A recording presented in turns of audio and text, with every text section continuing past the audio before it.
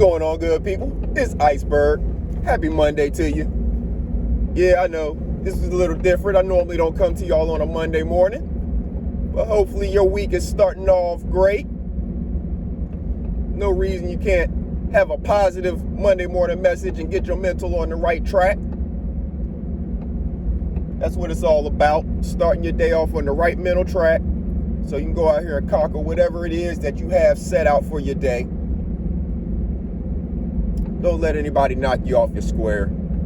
You're mentally strong enough to handle whatever barbs they're going to throw at you, because you know they're coming. You know the haters exist, and you know they're going to come out and swarm all around you thinking that it's a moment of weakness for you. But they don't know. It's easy for you to shoot them down. Why? Because you are mentally prepared for them to come, and you are mentally tough enough to take whatever shots they want to take, right?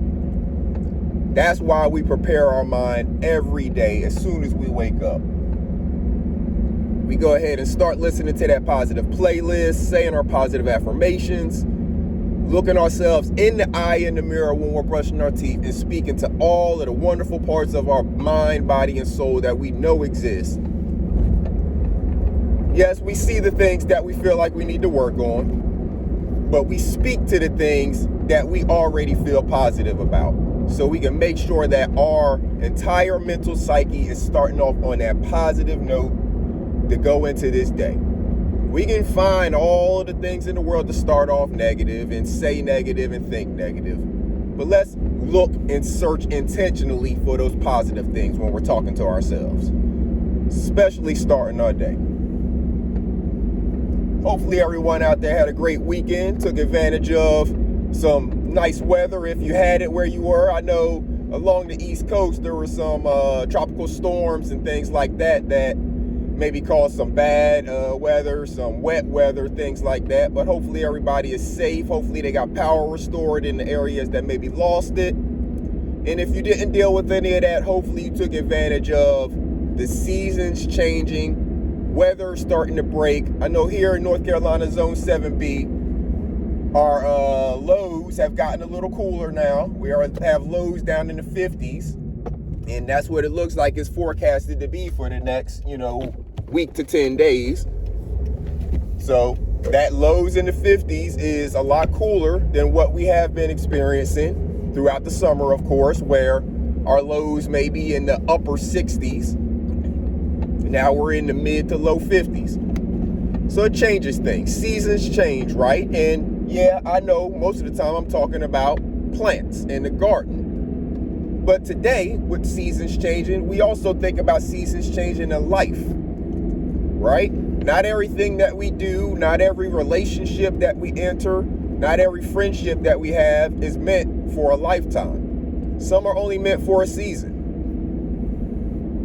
And the faster and the sooner that people understand that concept, the easier it is to let go of some of those things that may be harmful or toxic in your life that were only meant to be with you for a season. Maybe when they came into your life, that whatever that job is, or whatever that hobby is, whatever that friendship is, maybe when that began, it was a good thing for your life in the beginning of that season.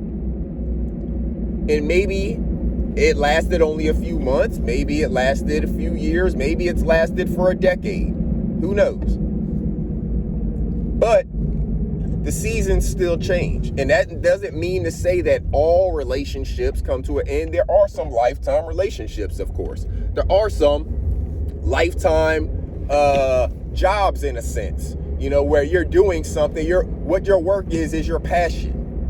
And you do it for a lifetime. That does exist. I'm not saying that everything is going to pass with the seasons. Some things endure the seasons. Trees. Think about the trees. If we want to equate it and use some metaphors and stuff, think about trees, right? Trees endure the seasons.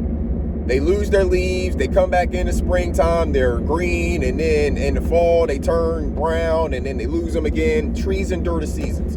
So yes, some relationships endure the seasons, and some trees will outlive us. You know what I'm saying? So some trees can outlive your relationships. So that's not to say that some won't live a lifetime. Some jobs won't last a lifetime.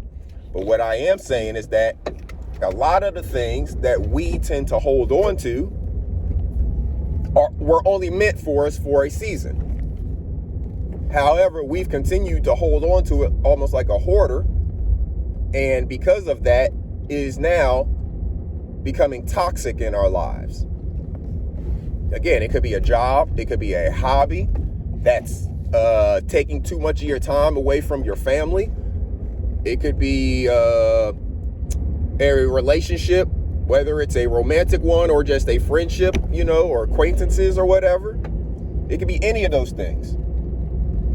But you have to understand that not everything is meant to endure through all of the seasons. That's why some plants, they can grow in the spring, but come the fall frost, they die and they don't come back. They're not able to endure the seasons. You have to replant them.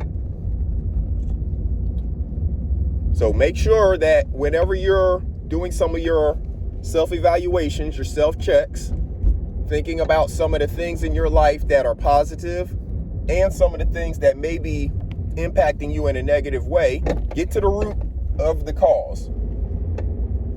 Finding the root cause of what is making your situation feel the way it is this solution. So if that job is the thing that's bringing you misery, making you sick, maybe it's a toxic environment at work and it makes you physically sick. That can happen. The stress and the anxiety of having to go into that place can actually make you physically sick.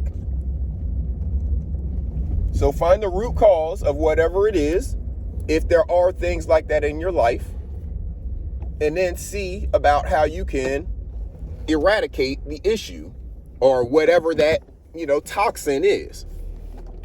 If you have the ability to, in that relationship, in that working relationship, whether it's finding another form of employment or maybe starting your own business, there's a whole bunch of things out there. I can't tell you what your options are, but just know that you do have options, because nothing that we do, no relationship, no job, any of those things have to be held on to if they're toxic in your life. Because again, you're here to take care of self first. If you are not taking care of yourself, then you can't be here to take care of others. So you can't say you're remaining in a situation, you're remaining at this job, even though it's killing you, you're doing it for your family. Okay, but what happens when you actually physically cannot do the job because it's physically made you sick, put you in a hospital or whatever, because of that job and how toxic it is to you, the person. But you're thinking about, you got to do it for your family. What you maybe need to do is have a conversation with your family and figure out how you can maybe find a different form of employment. If they're not working and you are working, maybe they can be out there searching to find some of the stuff. You can tell them what to look for and they can search for it for you. Maybe you can find the time in your schedule to search for it yourself. But you can't say you're doing something for somebody else at the detriment of yourself and then not look into how to either change that situation.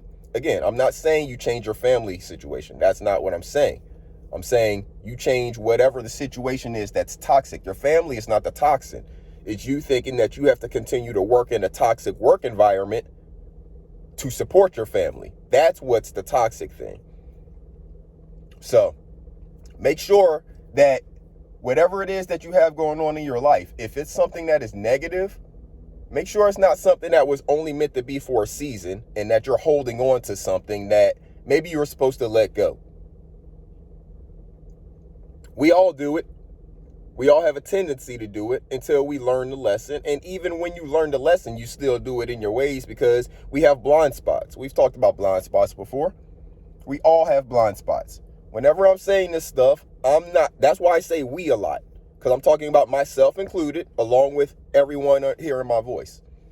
Because I believe these things that I talk about apply to every person, myself included. None of us get perfect at this because these are lifelong lessons that we have to continue to hone throughout our lives. Until the day we die, we have to continue to work on building our mental, taking care of our mental, nurturing and protecting our mental, because we only get one of them. And it's the epicenter that controls all of this stuff. Yeah, the heart pumps the blood, but the mental is what tells the rest of the body to do the stuff. Your brain can tell your heart to stop beating. You know what I'm saying? So make sure that you're doing the things necessary to protect your mental, good people, because you only get one of them, and you are the person that is responsible for taking care of it. Nobody else can take care of your mental for you. Even when you're working with a counselor or a therapist, they are only guiding you and assisting you, trying to help you unlock some things and help give you the tools necessary to go through this life. I'm trying to do it too. These are just life lessons. I'm not a therapist. I'm not a counselor. I'm not licensed in any way as far as mental health or mental therapy. But I am a person who knows some stuff about taking care of my own mental health. I am a person who has a brain, so I'm experienced in growing and building and nurturing mental health just from personal experience, from having conversations and observing other people going through the same types of things, through talking through counselors. So again, I'm not licensed in any way. I'm not giving anybody any kind of medical advice, but I am giving advice that you can use, because I believe everyone under the sound of my voice can use the advice of protecting your mental health, doing things to positively nurture your mental health, seeking counseling and therapy, because we can all use somebody that's a non-biased ear, that is educated and experienced with the tools and knowledge to know how to address a situation. We can all use a person like that to bounce our thoughts off of, to help us unlock some of the things of our past that we didn't even know were trapped in there, that maybe are causing us detriment or causing us to be a way that we don't like being today. We all have it there. And we all have the ability to grow beyond it and be a better version of ourselves, the best version of ourselves. And what does that mean? It means the best version that you see. Nobody else's best version, not the Kardashian best version, none of that Hollywood stuff. The best version that you see. The natural version that you are destined to be. Look into your eyes, look into your soul, good people. Speak to those positive parts of your soul. Make sure that you are teaching the babies how to do this too. They need to learn it early. They don't need to get 30, 40, 50 years old to just start learning these lessons like we are. They need to learn it early on, so they go through their life much more mentally tough and strong than we were, and able to actually take this to the next level and expand that next percentage of the brain. You know, they say that we only use like 10% of our brain. That's what the scientists say, right? I don't know if it's true, but that's what they say. So what do we need to do to get to 11%? We need to get the babies educated on the stuff that we know early on, so they're not learning it at 30. They already know all of that stuff that we already know. We've poured it into them, so now they can expand their brains to go to that next level. We can't be afraid of that. That's what it's supposed to be about. But people are wanting to hold on to power and control of other people, rather than letting those people expand their mind and go out and be what they want to be. Expand their mind to the furthest reach that it will go. We have to encourage that and not discourage that, good people. Make sure you get something planted in the ground. Get you some good soil. Get you a container. Get you some good seeds. Germinate those seeds. Put them in the soil. Let it get some sunshine. We're getting ready to get into some shorter days, so now you may have to supplement some light possibly. You may have to bring some things indoors if you're going to have some frost. These are all things you got to pay attention to, but it's nothing that you can't handle, good people. Get a seed planted. Grow yourself something so you and your family can get this growing journey started. Start right now this fall. It's going to be a little bit tougher, but that's going to make it so much easier for you whenever you go to plant your spring stuff. You're going to be encouraged. You're going to be already knowing some of the stuff. You're going to already have some of the tools and materials available. So whenever you go to plant your spring garden, and it's going to be so much easier because the sun and the rain are going to help you with that, you'll be happy that you tried it this fall. Even if you don't grow anything at all, but you try it, that's what's important. So get yourself some good soil, get yourself a container, get yourself some good seeds, get that seed in the soil, give it some water, give it some sunshine, and watch the process of life grow, good people. I hope everyone has a wonderful start to their week. I'm going to get in here on the grind. I hope y'all have a wonderful day. This is Iceberg. Salute.